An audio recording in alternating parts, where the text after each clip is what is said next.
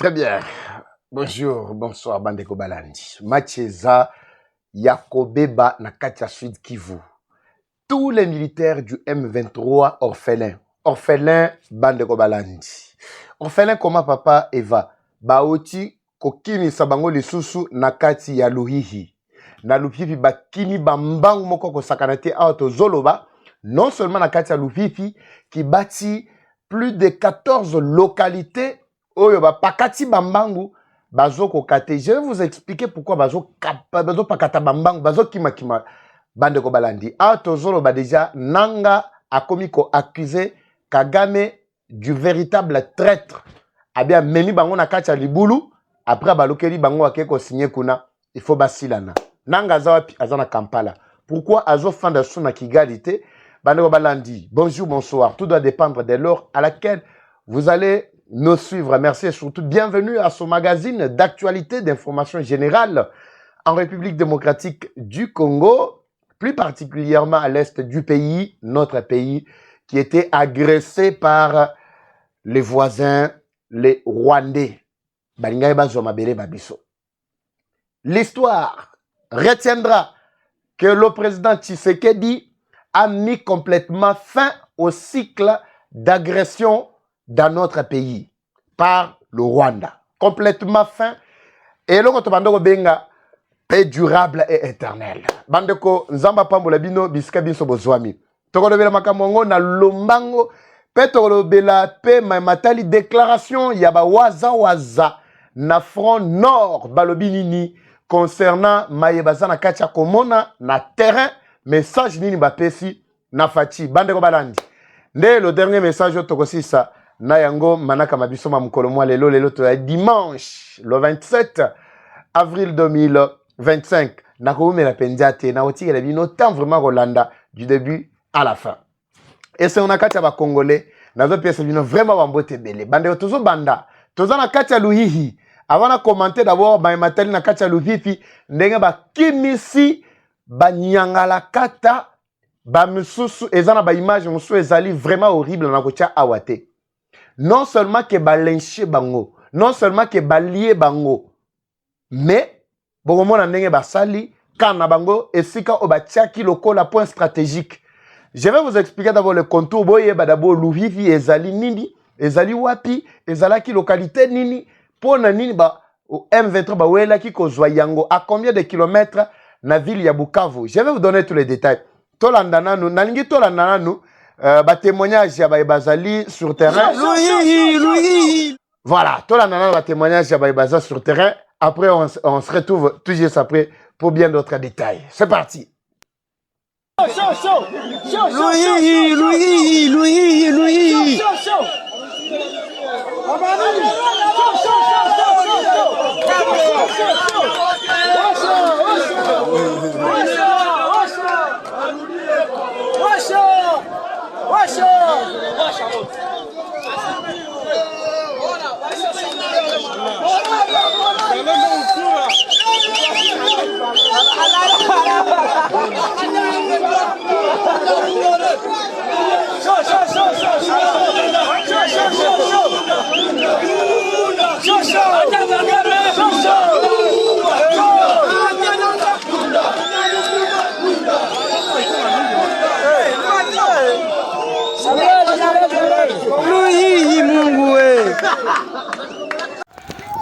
Hapa ni Luhihi ku position ya M23 balienda leo usiku bila kulaga. Luhihi hapa population inalunguza manyumba. Population inalunguza manyumba ya M23 Luhihi. Ndio vile hapa ni Luhihi. Tunapatikana Luhihi. Sasa wanaenda tujue wanaenda wapi. Mateni banapasula population banachoma manyumba. Ni kwa hiyo hapa ni Luhihi walienda bila kulaga tujue wanaenda wapi. Tuko libere na Banyarwanda bataka baende kwa bataki hatubataki Mkongo bataka baende. Hapa ni Luhihi hapa. Masasi ziko nalia, baliacha masasi nini? Masasi ziko na pasuka sale taka kuacha. Bako libéré. Ndio vile hapa ni Luhihi. On est libéré.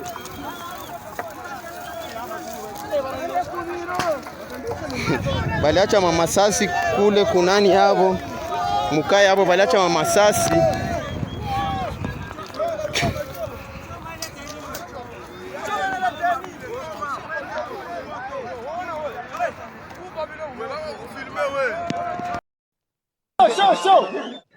Très bien.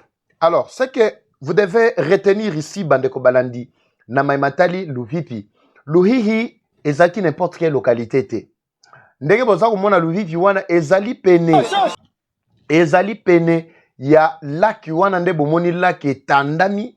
Ezali parmi ba coin stratégique o ezalaki lokola point ya ravitaillement pona ko persévère na ba côté wana ya soki bake na gauche bakiti vers Uvira so bamati na droite bakei vers Kamituga bamatabo vers Maniema. Alors ezalaki kwa moko beaucoup plus stratégique oyo ba M23 bakamataki bazako fanda place wana on dirait bangonde ba chef Souka. Pourquoi? Parce que ils avaient l'espoir que Nanzela Mai bakoki ko ravitailler bango facilement ezala Nanzela likolo boye nzela we uti kavumu bakokaki ko ravitailler bango pe facilement. Et oye uti elongwe nini d'abord Bukavu tozo matananzela oye lycée Wima tozo mata vers kavumu bakote wana ti po bakende bazala vraiment la facilité ya ravitaillement. Alors la population quand na bisabino régulièrement la population ya Bukavu bazape prête ndenge bona population na biso ya Luhihi basali batwana. La population elle-même s'est soulevée. Balobi awa tro se tro biso photo si la nabino. Ezekaki mkoloma lobi samedi na pourquoi. La population s'est vraiment soulevée. Batamboli ba image ezebele. Image on na wotina na kati ya groupe na oyo bakangi ba M23 donc na rolo ba terme na nazo boya ko utiliser yango mingi po YouTube bazala ba complication trop. Bon mona ndenge ba limbolier. Balembolier tokolo badeni na olukaka terme vraiment pour nous faire comprendre bino mais bon mona ba image na kati ya groupe balambiye pena balie pena mubesu balakisi bango vraiment que non mabelo eza mabele na biso yango koyoka tango bazoyemba banyarwande bende kwabo. C'est-à-dire les Congolais ont déjà la conscience que M23 ndenge na lobaki mkolo malobi est égal au Rwanda muto ko sabinote. Bato bozo mona ye soit disant biso ta ba Congolais et toyeboye M23 ezali loko na biso lukuta bazo pona ba intérêt na bango mais pona ko faciliter Rwanda akota ayako zomabele ba biso de bande ko balandi. Alors heureusement que population basili ko lamuka bango bazo kipe lisusu te non armée na biso ezali te bango bazakuna te. La population elle-même se prend en charge. Soki ba zalendo te la population locale elle-même se libère. Ndenge bomoni nakati ya Luhihi e yindeli bango bakoki kutu bakimi kokima na butu po bayokaki déjà moto oyo pena la population bayaki nango ekimisaki bango du coup. Auto zolo babandeko balandi lelo dimanche ezali dimanche ya ba bonne nouvelle po na Congo na biso. Papa eva metomoni ba M23 moko bazokende balobi bakena kasheke bazokende bakotaka bamba ezondenga nini. Ne vous laissez pas paniquer, bato ba konsabinote. Na bisabino keno po ba consolider ba media na bango, ba komo luka lukuta siko koleka o bazala ko konsabino justement omoni lukuta mususu. Ezalaki quand même moins bien tango bazo kosa, mais boyebi ke makambo bazolo ba o bazo kosa, mais M23 bazana ba position songolo pakala. Mais o bazo kosa mais raison ezate. Ce qui est vrai, makambo na bisaki bino depuis mukolo malobi, nanga ezali ya koyinda M23 alingi attaqué Kagame po balobi ke Kagame ne muta trahir bango na ba signature bakenda ko signer na Tshisekedi na Doha. Nanga pendenge moko. Nanga kuto ayebi te mkoloni bakoki ko pistolet ye. Pourquoi? Parce que comme ko kima Goma zo fanda te, Kigali na Gisenyi kota za ko vanda zo fanda te, akomi siko ami intime ya Museveni pour Museveni a protéger ye. Akomi ka Kampala. Pourquoi? Parce que makambo baby banda kaka Rwanda na Congo basinyaki ba principe ya paix ya accord esili match esili na kana bango. Batu oboza komona ba M23, il se déplace d'une localité à une autre. Baza na kati ya kokima. Ezaba oyo bakomi oluka ba se défendre na bango pe ba luka place ko kimela. Ils n'ont plus de commandement. Boye bisangai bazana commandant nani ou azali ko commander nani azali ko pesa bango ba commandement. Tango bozo se laisser faire na bato bazo ko sabino de M23 bakoti et bazu localité telle non. Bazali na kati ya koleka bazo luka place bakoki ko kimela. Skoko leka na bango ya onde zo pesa panique na kati ya population, panique na kati ya ba réseau. Mais muto ko expliquer bino ba biloko yo azate il faut kanaya. Santé zalaki billet te na lobité non. Photo betati le dimanche ndenge na biso bango na kozonga. Mais na tongo to zwaki un peu d'empêchement talaga donc bino boyebi dimanche zalaka na ngo mobulu badini. Bato wana bazo se déplacer bazo kima. Ndeti na Luhihi. Luhihi ti Bukavu ezali 46 km. Mais Luhihi ti Kavumu ezali pratiquement 9 km et plutôt 19 km ndenge na Ochukoloba. Alors, na ba axe wana ba kilomètre wana tango bazo kima na Luhihi, il faut balekela pe na ba localité. Ezaka ba côté ba Kabamba, Kashege, ndenge boza koyoka wana te. Balekeli pe ba localité belé oyo bato wana ba kamati na kati ya ba média na bango bazo beta maboko ko. Non, les M23 ont occupé village Songolo Paka la Lukuta. Et là, ils ont pesa bango poids ezakaka ba munitions au bazanango au bazaki nango yabitumba. C'est tout ce qu'ils ont parce que ravitaillement ezali sous-souté, commandement ezali sous-souté. Nani azo ravitailler bango? Commandement nani azo pesa bango? Boyoka li sous lingoma. Boyoka li sous d'ici mois. Et makenga boyoka bango. Bia mungu kutu na bisanga bino banda kota hôpital na kati ya Kigali. Boyoka bango. Ils ne sont plus là. Boyoka bisanga commandant ni nazana ba opération ezana na front nord na front sud. Po bisonde to landela match wana pona ko yeba siko yebisanga ba netike ndenge ba komi wana ba M23 ndenge ba ngomoko ba mibenga ba netike so ba komi ko luka ba se défendre yango mona ki ba oya likolo côté ya Masisi ba kenda ko se rendre na ba FRDC na kati na Kibati. Ils sont allés eux-mêmes se rendre ba o ba kitaki côté ya likolo plutôt ba mataki pe côté ya likolo côté ya Walikale ba kenda ko se rendre place ba waza bazali na ba o bazaki pe na Sud Kivu ba kepe ko se rendre pourquoi parce que ba moni ke ba tikali ba netike. Alors démarche ya kolongwa d'une localité à une autre ndenge bazo kende yango nde za ko faire paniquer la population balobi mais papa va tala ndenge ba komi e baza place Songolo Pakala eza lukuta bandeko ba ko sabinote. Match komi calme côté na biso awa esengeli ba congolais ba sepela bisika biso bazwa mingana ko banda ko le kaka ko pesa biloka vérité autour de tout ce qui se passe. Naza na dossier ya Vital Kamerhe, j'en ai marre. Na bisa bino ke soto sisi bitumba nde na koti siko na ka ya ba traître. Oui, papa va lobi ba traître, oui ba traître. Naza na dossier ya Vital Kamerhe. Wana na ko yebisa bino biloko botikala ko yoka te. Quand on va te balobaga non et très caméléon tout ça menga nazana babilo ko mususu oyo so nzamba la musinga mukolo malobi bien na ko betere bino na ba preuve na ba image na tieli bino boko yoka nzoto malili c'est le temps pour moi maintenant ya ko lobela sikoyo maimatali attitude ya ba hommes politiques qui sont tout autour du président Tshisekedi dirigera au milieu des adversités ba adversité à makasi. Mais il finira toujours par être vainqueur. Bato baza mitu na balobi mais tango natangi ba kombo ya bato bazaki na kacha complot contre président Tshisekedi mais baza tout autour de lui. Mais mutu wana nzamba zo batela ye. Oui, nzamba zo batela ye parce que la mission que Tshisekedi a menée c'est pour restaurer la paix. Bobo ça na prophétie té. Balobaki Tshisekedi c'est le seul président o akoya ko remettre Congo na rail. Pona kotia miboko ya solo pour bayeba koya sima bayeba na ko diriger à l'aise, c'est ça même le début à décollage il y a République démocratique du Congo et ça prophétie bozo se rappeler voilà la paix est en train d'être imposée à l'est du pays. Rwanda tremble, vous n'avez qu'une idée. Kagame entre bango na nanga chuchu à place à Zouami bandeko balandi kimi eza sous na kati ya mutema na ye akomo lo bana Kagame keno c'est Kagame qui l'a trahi. Pourquoi? Parce que Kagame a pesa qui ba assurance nyonso ke razana batu na ngati bokota Kinshasa de moi ya bisingai papa va tango ça l'émission ko bossa na te ko présenter en tout cas ba condoléances au M23 et ceux-là qui pensaient qu'ils devraient arriver à Kinshasa. Ba ebisa bino epande ko na bino moko ka ya M23 Alisa bino abi wana ba aventure bozo sala. Uongo zote haina uongo. Boko banda ko nyata pe banjube na ba mabele muso boko tambola. Bino boko koma te pourquoi parce que moi boko kabone kota ki déjà kati na bino. Alors bato baza ko pesa bino po boke de liboso to tiaki bango déjà mal à l'aise contre mur à tozoloba match komi calme côté na biso. Bande ko balandi ne vous troublez pas. Bako sabino te ndeko moi tinelinge pas image à lobby. Papa vatala na tata oya mandefu.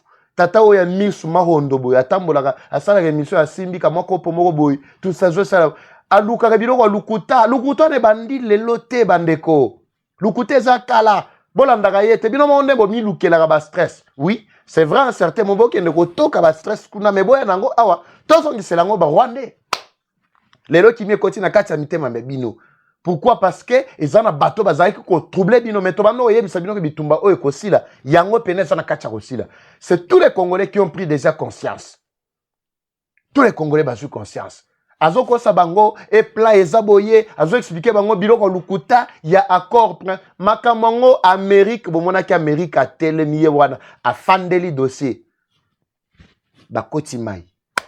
Zabazo lokumu ezaka kabongo bazolongwa de localité en localité ti bakolimwa bokoye bakutu kote bakotela te ba o bakosilisa tokosilisa bango ba o bakomikimela bazwi pe boîte bakati na Rwanda bakei mais Rwanda commence à craindre pour na sécurité na ya lobi ke nonde zaboye to ebite soye koya ko indela biso mkoloni Kagame aboyi na yeba problème alobi ngana signé na nga accord na longwe na makambo wana siko Kabila telengami nanga ye wana tel avenir na bango siko eza wapi bino bato bokota ina kati ya boîte wana na minicho boza wapi bobongoli maloba nzamba zaka nzambe le rebelle ne peut jamais ko boma bana mboka pe ko zwa pouvoir oya bana mboka etika lika ya bana mboka bande ko balandi na otikela bino bolanda déclaration ya ba waza na biso ya Front Nord.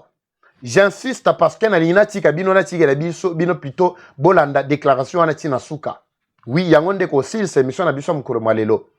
J'insiste sur bande ko na biso ba FRDC soi-disant ba oyo musu bazali ko continuer na ko croire que M23 nenga zawana azali mutumoko baza batumoko du batumoko calme faut batikela bango ba front ata batikeli bango ba kota te. Non. Les Wazalendo ont travaillé selon la vision du chef de l'État. Yo atoza chef d'état-major, atoza gouverneur, atoza na mesoko bini na vision chef de l'État, biso toza na pona ko lata yo. Oui, papa va lobi to ko lata yo. J'apprécie autorité ya Evariste Kakule, o gouverneur ya Nord Kivu. Mais bokoyoka na déclaration awa bande ko wana ba Wazalendo, bazo sepela te na ba aspect mususu o bango ba constater. Mais ba bianga maki pona ko défendre mboka na bango. Bango bazo senga ba Wazalendo ba libérer espace balongwa ba kende so na centre de formation nini. Cependant, les rebelles n'ont pas encore vidé les localités. Te faut balongwa nanu na bamboka na biso. Soki balongwe complètement ba kei libanda to se rassurer que mboka ezongi na maboko na biso totalement wana nde to kondima to kende na ba centre de formation. On ne peut pas abandonner les fronts. Tokoki jamais ko abandonner front au moment où nous parlons. Kolobake non, il faut to libérer ba front na to kitabo to tikela nani M23 azana na mabele na biso bango ba kende nanu kandenge bazo kende wana. Simande tokotala soka ba libérer ba localité na biso ba ville na biso nyonso nde biso pe toyebi comment tokokuko se réorganiser. Alors les Wazalendo continuent toujours à réitérer soutien na bango na ba FRDC na président de la République Félix Antoine Tshisekedi Tshilombo, mais il s'indigne du fait que commandement oyo balingi batia bango ezali ko concerner bango te wana ba waza syndicat na bango ya Front Nord ngana zo pesa bino fond ya message naza na posa ya ba détail mususu ya ba formaté wana nde makambo oyo tokosisa nango na émission na biso mukolo malelo lobi na kolobela makambo oyo ba traître mususu ba caméra ne vous en faites pas bande ko Congo central nazui déjà biloko nyonso na lambi je pense on est na la kolamuka nango mukolo malobi bande ko chikapa na yebi ngana yebi na kotangela bino Congo mobimba bisika ba congolais et plutôt ba rwandais ba fandi ne vous en faites pas na yebi bao bazana Kasai central na yebi bao bazana Kasai na chikapa na yebi bao bazana Kasa et plutôt na Lomami, na Lusuku, na Yebi, bao bazana Songololo, Luozi, côté nyonso na Yebi, bao bazana ndenge na ebisaki bino côté à Tanganyika, na kata nini Bena Chofa, bazawana, bao baza non loin ya territoire ya Congo le tozana Tanganyika, bao bazana Grand Katanga, na Yebi ba kwen nyonso wana. Na Yebi, je vais vous donner les détails. Qui sont les plus actifs? Makambweza ko le kandenge nini? Yangone na kopesa bino mukolo malobi. Ana zoti ya bino bolanda nanu déclaration ya bawasa wasana biso. Ngana bino tokutani na prochain numéro. C'est parti. Merci de votre fidélité et au prochain numéro. C'est parti. Bye. Congo, province du Nord Kivu, volontaire pour la défense de la patrie. Synergie Wazalendo, Front Grand Nord. Lettre d'indignation face au traitement des Wazalendo du Grand Nord. Nous, membres de la Synergie Front Grand Nord, réunis aujourd'hui à Lubero pour penser à revue la situation liée aux opérations de traque des agresseurs M23 et les terroristes ADF NALU et leurs complices. Exprimons d'une manière la plus forte notre indignation face au mauvais traitement des autorités compétentes font d'une manière délibérée à notre égard. Nous, signataires de la présente lettre, fustigeons ce qui suit. Primons la passivité des autorités militaires et administratives face à la progression des terroristes et agresseurs M23 dans la partie du Grand Nord. Segundo, nous volontaires du Wazalendo avons pris les armes pour appuyer l'armée loyaliste FARDC. Dénonçons le comportement de certains officiers qui nous empêchent à attaquer les agresseurs rwandais qui sont sur notre terre. Pour rappel, les Wazalendo sont les volontaires résistants qui ont répondu sans condition à l'appel du chef de l'État et son Excellence Félix Antoine Tshisekedi Tshilombo, commandant suprême des forces armées de la République démocratique du Congo, de la police nationale congolaise et de Wazalendo, à faire face aux aventures des agresseurs rwandais. Comment expliquer pendant que l'ennemi M23 RDF est encore sur notre sol qu'on veut nous désorienter pour d'autres faits? Nous nous indignons éperdument du fait que le gouverneur militaire de la province du Nord Kivu, le général-major Kakule Somo Evariste, qui est censé nous accompagner dans la lutte de combattre l'ennemi, devient le premier à nous décourager, en nous obligeant de retirer nos éléments VDP sur les différentes lignes de front et les envoyer dans le centre de formation à Nyaleke pendant que l'ennemi continue à multiplier et renforcer ses troupes sur les différentes lignes de front dans le Grand Nord, dans le but de récupérer la ville de Butembo et la ville de Beni. Le plus pire est que cette autorité provinciale crée des faux Wazalendo dans la ville de Butembo dans le but de déstabiliser et démoraliser le VDP de la synergie Front Grand Nord à faveur de ces délinquants faux Wazalendo. Ainsi donc, nous disons non et non à cette initiative qui se montre clairement être en faveur de l'ennemi de la paix de notre cher pays.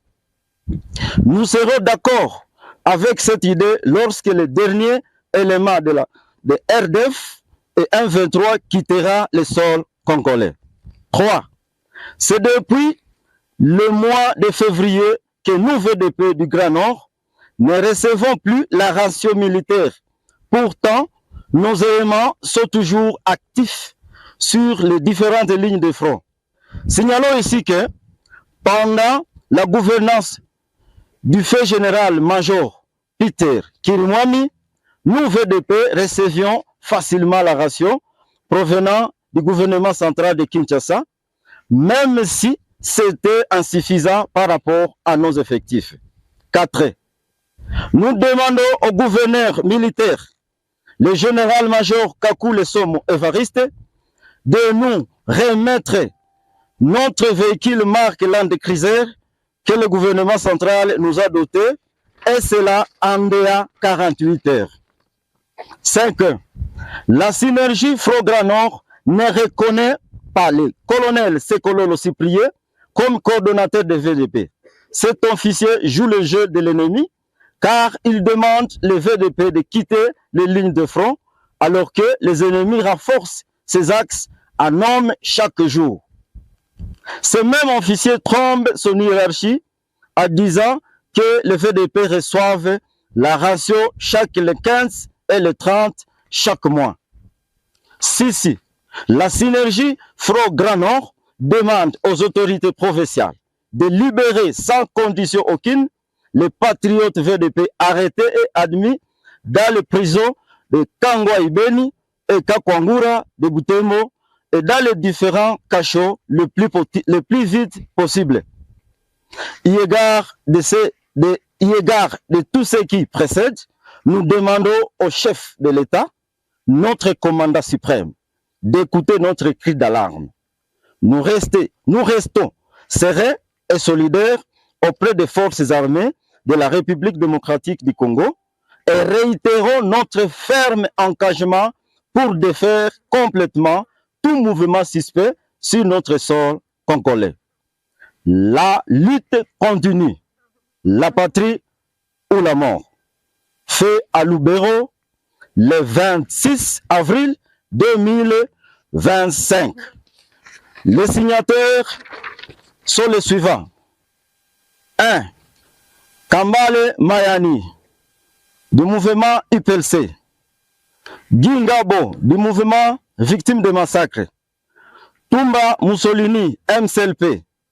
Kasereka Zairwa, APADEC. Koulengulukira, IAPC 63-64. Amisi Taylor, MAP. Kambale Michel Rigen PK, Banamute Seka. Ali Kasumbaleteki, FAR. Asa Paluku, Verpe Bar Muhola. John Chauswa, UPAC. Muhindo Volonté, FPLC. Bigabo, CMC. Drago, Léopard. Merci.